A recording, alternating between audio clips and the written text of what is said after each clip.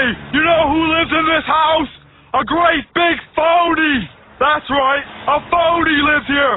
A big fat phony! Wait a minute, Ivanka Trump, little dress business went tango uniform today. Another business bites the dust. What's that? 14 businesses gone busto. Oh boy, those Trumps are genii. Ivanka's little dress business is now defunct. Yeah, she probably can't afford anything now that her business is gone. Well, that's right, but it's the point. The point is, there's such successful businesses. That's business people. Actually admonished us for doing so. That's 14 bankruptcies between her and her father. Yeah, they're genius. Consequential at all. What I was interested in was what the and you're selling dresses that you're making in Vietnam and Malaysia. What you just said, that was sort of an issue. Like Make America Great Again, kind of going in the face. That's why I had to ask. Has Trump done anything with the 9th? AC1DD. And, but yeah, when you're saying everybody else should make everything in America, and then she's having dresses made in Vietnam and Malaysia, it kind of came off a little bit weak, Malicious interference by Joe Italiano, AC1DD. Yeah, we're making America great again by shutting down Ivanka Trump's little dress business. Now, I know some of you people out there that wear dresses, there's still some inventory. So you better act fast. You're not welcome here, Joe. Please leave. Well, who are you? Please leave, Joe. Well, who are you? Please leave, Joe. Well, wait a minute. Do you have some sort of super license? For quite a while. Oh, do you have a super license? We're asking you kindly to leave. I was in a conversation with someone. Didn't you hear him? No, I heard nothing. Go away, please. Well, that's because your antenna's too low to the ground, and I'm way out here by the Gateway Arch. You didn't hear him. Goodbye, Joe. I was in QSO. Maliciously interfering. I was in QSO, and you guys, the propagation changed. I guess that's what happened. You're maliciously interfering. Goodbye. Oh, I was in QSO with Possum was talking to me there for a little bit. We were talking about the string of Trump failures, Remember Trump Air? Remember Trump Air? Now that one was funny. Trump Air lasted 2 years, I believe. And this will be another recording. They'll go in. That's fine. Thank you. Send them more and more, you little snitch. Go ahead, more and more. Oh, you're the one that needs the Ivanka Trump thing. You need to act quickly. Well, everybody made a big deal out of Donald's tie business. Anyway, Jim, that's good news. But Ivanka was regarding the 9th Circuit Court. And I'm kind of scratching my head as to the situation because they basically made up their own law according to present progressive viewpoints. North Korea. Well, yeah, they probably could have got a good deal if they would have made some dresses in North Korea. They'd look like potato sacks, but that's okay. Anyway, I guess you can't hear me, Jim. I'm sorry. Yeah, propagation is changing, guys. Yeah, that's amateur radio. Very unreliable propagation. It's not like a cell phone. You guys could get on Skype if you really wanted to talk to each other reliably every night. Skype. Are you hearing me okay, Matt? Skype, it works all the time. It's perfect. Yeah, and you're what? You're running how many watts? I'm running about 1,200. Audio. Wow. 102 there. That's what I thought, Matt. 2 watts? Wow. 200 watts. Wow. Please, nobody respond to Joe Italiano whatsoever. Do not respond to him. Yeah, that's all Jim's going to do all night long is tell people don't talk to me. I don't know. Does he have some sort of super license? Wow.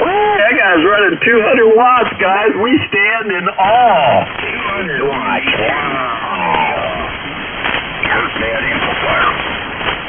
Wow. Why don't you throw it away and buy a new W3 JMD at 42. Yeah, whatever you do, don't send it to W3JMD. You'll never get it back.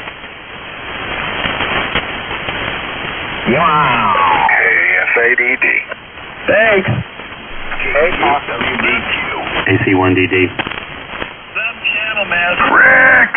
That's right, I'm Channel Master, and it's traditional for you guys to stand by. Wow. Yeah, Ivanka Trump's little dress business is a goner. It's a goner. So I guess we've got 2 plumbers in here. Yeah, the dress business is a goner, and now the first Cohen tape has been leaked to CNN. I listened to it a couple of times. Oh yeah, my I think God! just about every field office Oh was my called God! today. Trump says, pay him in cash. Pay him in I cash. believe every field office what in the that's country was called? called today. You know what that's called in the law? When you purposely try to do something to evade law enforcement. You know what that's called? And this is not going to be good.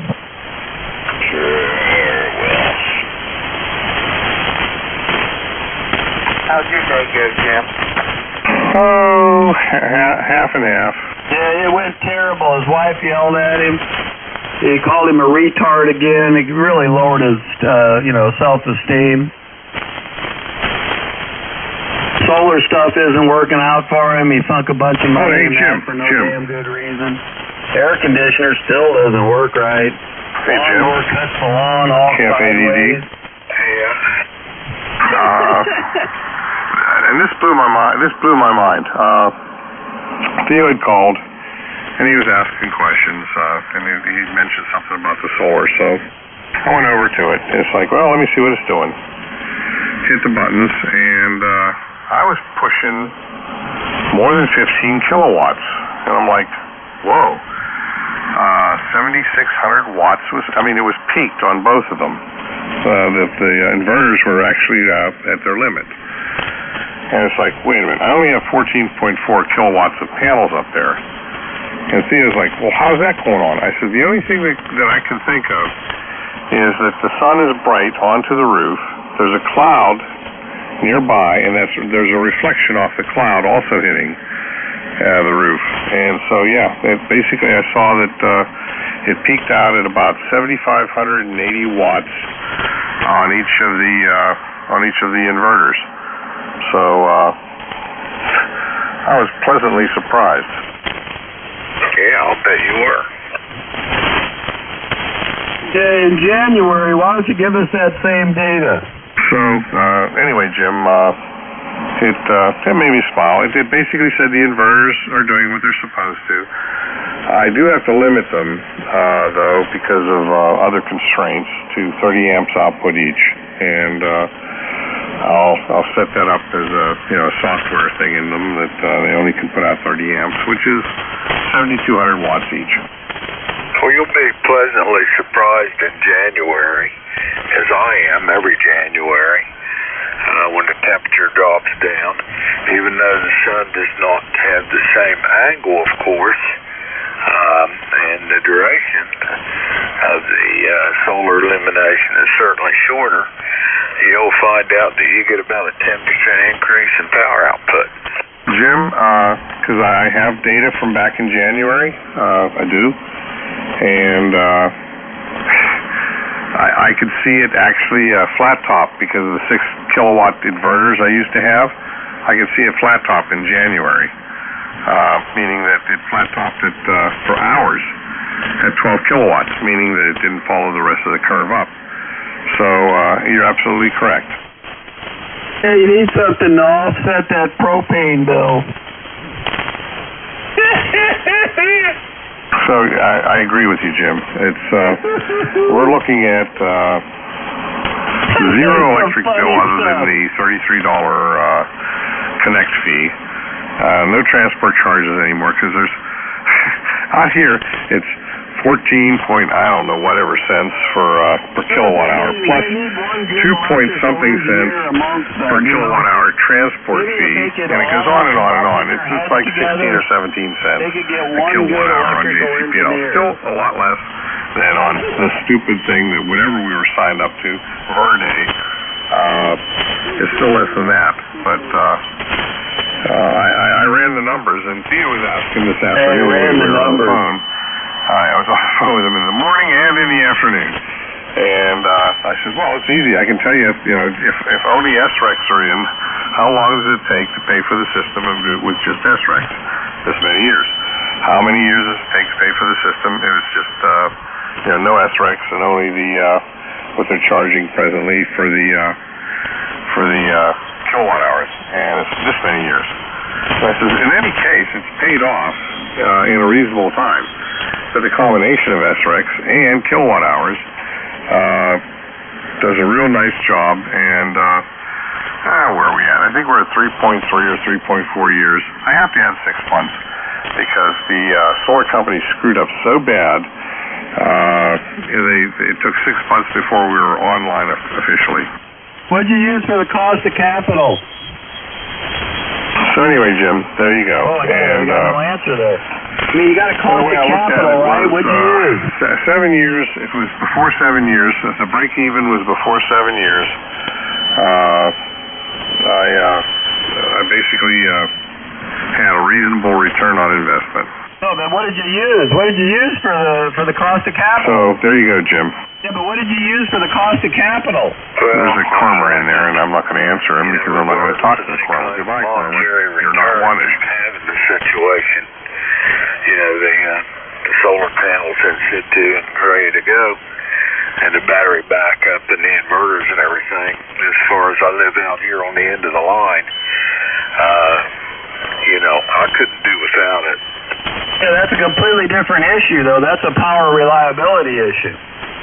Well, Jim, see, I've had a number of people asking me regarding, the outages, because we had some major outages this year with some of the storms that came through where power was out for a week at a time, and for some people more. How does the solar panels system work for the power outages? And they're disappointed when I tell them, well, unfortunately, when you're connected to the grid here in New Jersey, they're not real keen on having a battery backup or anything like that. They're really not keen on it. So we only bought it as an investment. So it's like some people, because people will pull in. They'll pull in your driveway, they'll knock on your door, they'll talk to you. Because if you're out in the country, people do that. And I'll take them around the corner. I'll say, you see that out there? And it's like, what is that? So that's a 500-gallon diesel tank, and it says, got diesel in it. And what's next to it is a generator, and I said that supplies us through the outages. KB1CRQ at 50. W3JMD at 50. How much money do you have tied up in electrical generation on site? So, Jim, it is kind of neat, and it's like what the real interest goes to at that point is not the stuff on the roof, but what do you got there in your backyard because they want it. My God, what do you got, $35,000 worth of junk around your house to generate AC? So it's a neat thing, Jim. It really is. How could it be a neat thing? Look how much money you have tied up in it. That's dead money. I guess being of the survivalist ilk, Jim, the backups, like a good friend of ours, Tom, says, two is one and one is none. And that's absolutely true. That's absolutely true. I've got to go back because the son and I have yet to pull the shroud off the MEP 803 and clean it all out. Get rid of the Mises in there that have been chewing on the wiring and stuff and rewire it. But that's going to get done, and likely in September, October time frame, because that's real nice months to work on something like that. There you go. More work. More money. So what it boils down to is something like you have. You have uninterruptible power, and that's what we essentially we have essentially. So people, I've even offered the neighbors. It's like we'll run a line cord over and we'll backfeed your system if necessary. So at least your refrigerator and a few odds and ends can stay alive while we have a power outage. That's a really bad idea. That's an absolutely horrible idea. Do not do that. Quite honestly, JCP&L. I can't believe this guy. A lot of people do this. I mean, and they said if you do it, make sure you switch off your mains first. His neighbor's in other words, they actually have sent out. Unbelievable. If you're going to backfeed your system, because they know that this is being done, they've sent out some bulletins on here's how you do it safely. Yeah, and you don't know how to do it safely. It takes hardware to do it safely. So there you go, Jim. It takes hardware to do it safely. You can't just run an extension cord. There you go, Jim. Yeah, there you go. Okay, as I understand it, pulling the meter would be acceptable. Yeah, but you can't pull a meter legally. We can, in the emergency down here, clip the safety seal and let them pull it without any ramifications, Jim. Oh, Jim, I've talked to JCP&L, and they've told me the same thing. Exactly the same thing. Yeah, but then there's a reconnection because fee. When, there's a reconnection fee, an inspection fee. Not on. So get ready to write a big check. 3-inch conduit you guys or don't know what the from the heck ground you are doing. And it had separated because nobody screwed it in. So, I dig the 6-foot trench or whatever to get down, or 4 foot. It was a ways. I dig that out, bring it up, pull it into place, and I called them. I said, I got to cut your seal. They said, that's okay. We understand. And, I said, do you want me to send you pictures and everything? They said, nope. Next time the meter reader goes out, they'll tell us whether or not it's properly connected or not. They're pretty easy about it out here. Yeah, that's why your power is very unreliable. So there you go, Jim. Well, there you go. Yeah, I'm at the end of the line just as you are, and we get a lot of outages just like you do. And generally, this is what makes me laugh. We'll have a storm. It'll come through. Blam! And it's like, you'll get the blinking and all that crap and stuff that's going on. And then it's the next day. It's the next day that the power goes out because all the trees fall over.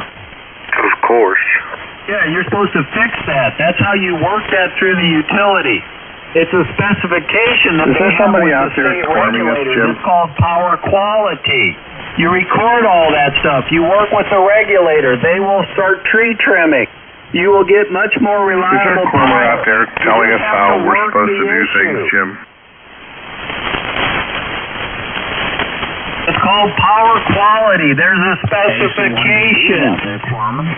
Well, I'm not sure if there's somebody out there trying to say things, but they're not recognized. And so far tonight, all they've been doing is QRMing, W3JMD. You work that through the state regulator. First, you give the utility the chance to do it. They probably got a chunk of line running through trees, and they won't pay the $3,000 to get the trees trimmed. So what you do is you give them a chance to do it. You write a letter, certified letter, so it's documented. Then you tell them the next letter. You say, well, I'm going to bring it up with the regulators. Then you'll start seeing some action. Until then, you're just sitting on your butt saying, oh, I'm on the end of the line. I guess I can't do anything. Oh, there was a good song by the Traveling Wilburys. I mean, it's amazing that you guys don't work these issues. If you have power quality issues, work them. You got to work them. And if they give you an excuse, oh, you're just out here at the end of the line, tough crap, then you work it through the regulator. You're maliciously interfering, AC1DD. Well, who are you? You're maliciously interfering, AC1DD. Who's that other guy? I never heard him in there. And work. Well, I'm trying to tell you guys, if you have power quality issues, you're not welcome here, and you've been asked to leave several times already. So please leave, AC1DD. You've been asked a number of times, very politely, as a matter of fact, tree trimming or not enough breakers in the line to separate your circuit from the circuit that feeds another chunk of the line. They know how to fix this. This is a problem. This is a QRMer. This is a QRMer, and he's maliciously interfering, and he knows he is. They just don't do it if you don't put your foot down. They just sit there and just drag you out, and they know that 99%. We're not worrying about his information because we're familiar with it, FCC, But he is maliciously interfering, and we would like some action on it. W3JMD. Well, who are you talking to? Are you broadcasting? You're maliciously interfering. I don't know who are you? You weren't even in there. AC1DD, you are maliciously interfering. Please go away. Well, I mean, you guys are lazy. You just don't work the right problem. You know, you got everything all mixed up in your head. You're like, well, I got poor power quality. You know, the power's always going out. We ran the trench. I need backup power. Buried the cable. System. I have to say Now cable. you've really gone we have a communication cable, and we have the primary cause of the problem, power which cable is probably that goes down to a the chunk generator. of line going through some woods somewhere, and the utility won't pay the $2,000 or $3,000 to get the tree trimmers in there. And if you put enough pressure on them, they will fix the fuel problem. level, the whole bit. Now, Back there to are us. all sorts of It'll give tools us that you could use to increase the pressure, and you can find them on the internet. With the voltage necessary to keep the battery Yeah, I'm just trying to educate them. My gosh. It starts up every so often in order to charge the batteries. We'll start it up every so often in order to just run the generator and keep its seal, well, yeah, you know, cylinders the first thing is these guys properly. are saying they have, what is that where you're on those ventilators? What, are you talking over me? The climber? Jeez. Apparatus that help you breathe to sleep. If you tell the utility that you have those, right away, that elevates the issue. Because now we have a possible health issue. The key thing is to notify them. Anyway, Jim, we do have a transfer switch and all of that stuff. Fully automatic transfer switch. And the only thing we don't have is the circuitry at the generator for auto start. And that's, as a matter of fact, that's actually not too bad. It's Arduino, and they tell you which relays to tie into, and what you need to do for an auto start, and to feed back all the information to you via an internet cable. So it's kind of neat. That doesn't make any sense. You don't have the reliability, you don't have the finances, you don't have the equipment to make a system as reliable as the grid.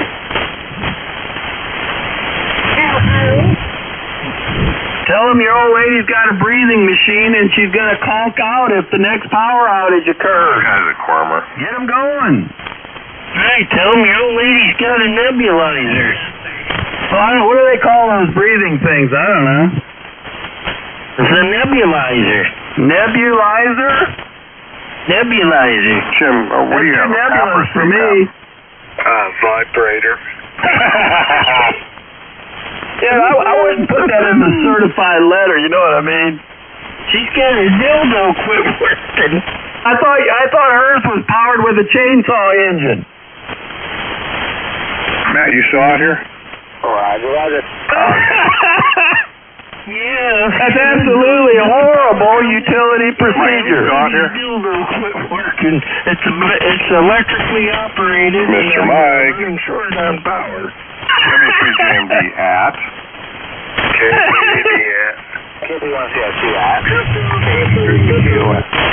A3JF. A3JF, certified jammer. Jamie, you need to keep your goddamn nose out of my business, girl. Go away, Joe Ritardiano. I'm not going anywhere. Go away, Joe Ritardiano. Joe, don't take the Lord's name in vain.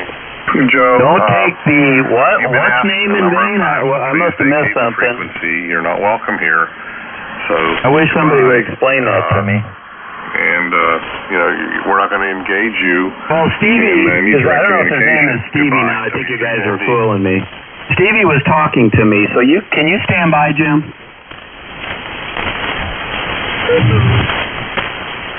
Matt, are you going to say the same thing I said? Yeah, that's Matt. Matt/Stevie. He was talking to me. Something about Lord's name. No, all you have to do is say that he's a QRMer and he's not welcome here, and that we've asked him nicely to vacate. I've been in Q, so I guess you guys are too far to the East Coast. You can't hear who I'm talking to. The frequency. Yeah, he's claiming he's been in QSO with you, Matt. He has not been. Can you send a certified letter to myself and Jim to certify that? So now we've got other Q armors coming in. Wow, you're going to have to go cry in the corner there, Jim. Little snowflake.